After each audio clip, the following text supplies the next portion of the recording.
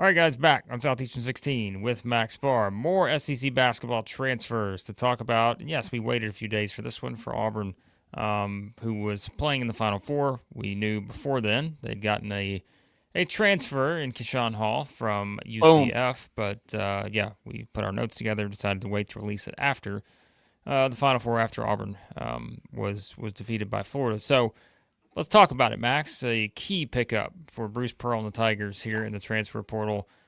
Coming over, as we said, from UCF. Certainly coming off of a really nice season there. Averaged 18.8 points per game, 7.1 rebounds, 6'7", 235. I got a lot to say about this guy because watching the highlights, he's a lot of fun to watch. This guy jumps off. Well, jumps is a good word to use. I was going to say jumps off the page. He jumps off everything. He is explosive. One of the best athletes in the entire nation. You watch this guy's highlight if you watched him at UCF anytime. Just a monster in transition, around the rim, lob threat, dunk threat, big time plays, the crossovers, the shake and bake. Very, very good one-on-one at getting by a defender, getting his hips past. Just real quick to put some context on him in his recruitment. Well, so this is UNLV to George Mason to UCF to Auburn. He's been all over the place. This year, jumps in the portal after a nice Big 12 season. Zoom calls with Kentucky, Arkansas, and LSU in the SEC. So you had some big time SEC programs that also wanted him. Extremely efficient offensively against the top 100 teams. When you look at the stats, you can kind of filter it by the competition that they play. Hall shot 42% from three against top 50 teams this year. When you look at his shot, it doesn't look the best, but hey, Blake, if the thing's going in, it's worth 3 points.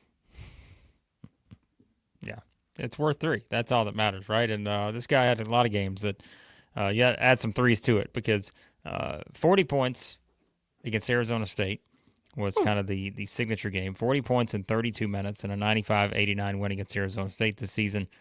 He was 9 of 12 from 2, 4 of 6 from 3, 10 of 10 from the free throw line. Also added 6 assists, 7 rebounds, and a steal in that game. So kind of shows you what he can do. Of course, had multiple 34-point games against Kansas, at Kansas. Scored 34 in that one.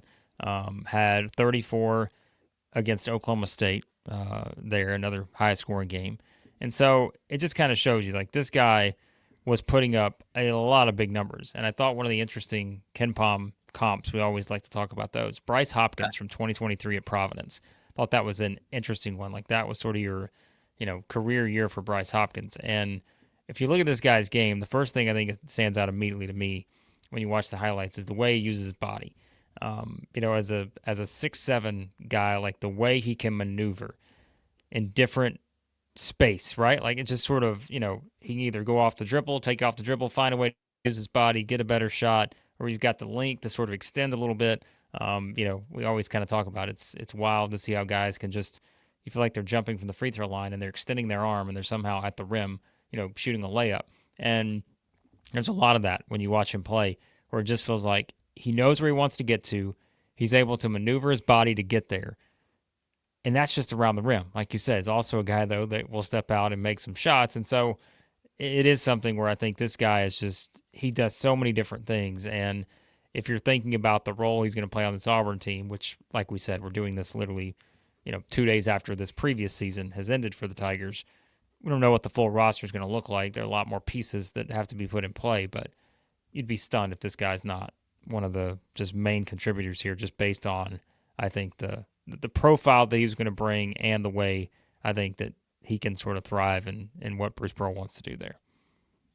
Yeah, we can already start to kind of project his role on the team because you have Chad Baker-Mazara coming back. So you kind of have that three spot, that wing spot occupied by him, and probably Howard right behind, Ja'Kai Howard behind him. You have Abdul Bashir, the 6'7" combo guard coming in from JUCO, one of the best JUCO players in the past few years, honestly.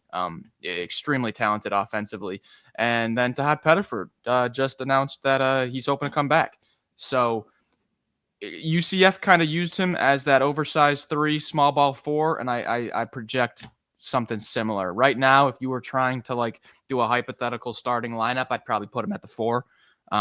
He is 6'7", but at 240, he built like a brick wall. Blake, I'm glad you mentioned like how he can use his physicality to get to the rim. This is a guy that only scored in single digits 4 times all year in the Big 12. 36th nationally in free throw rate.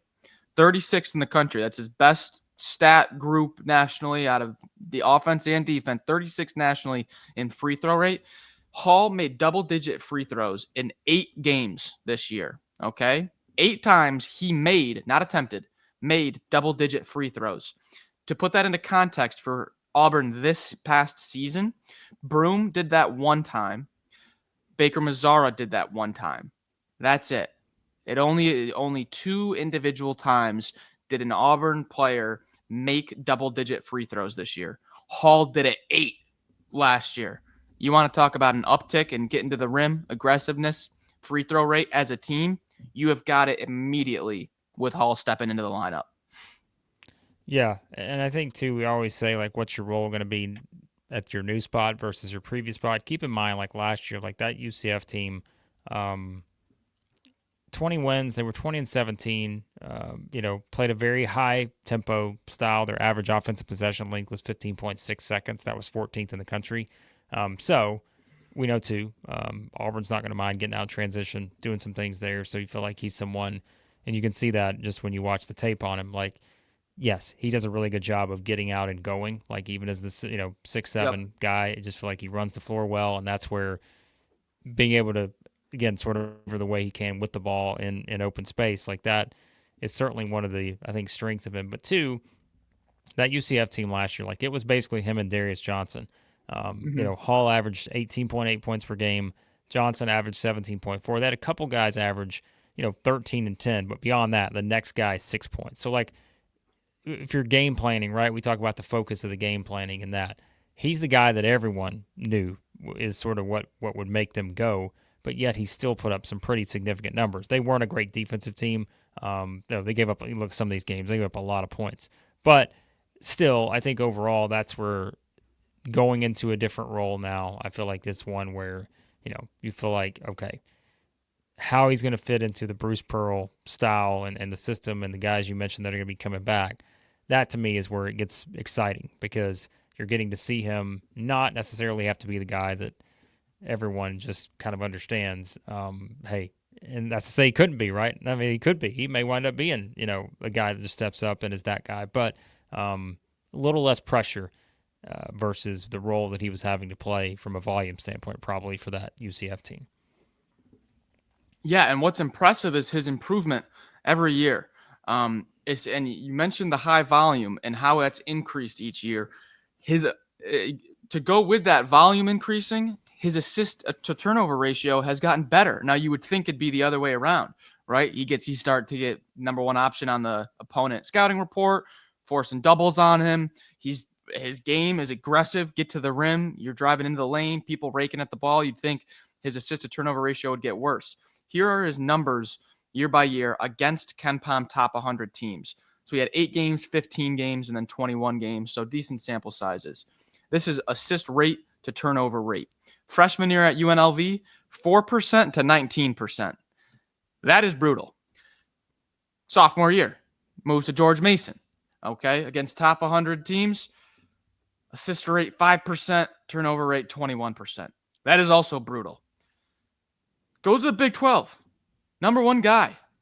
21 games against top 100 teams. Assist rate 15%. Turnover rate only 18%. That is a jump there. In crunch time, the double comes. He's been making the right decision. That is a improvement against top quality teams. You don't see that stark of a difference, Blake. 2024 against top 100 teams, 5% to 21. He improves that to 15 and 18. Man, you like to see that. They also doubled his offensive rebounding numbers. I think that's another thing too that's interesting. I think you see he's pretty. That's where I think just using the size and just the agility, I feel like he has. He's He's really able. That's one of the things. Like I said, it really stands out. Sometimes you watch just that first minute of somebody.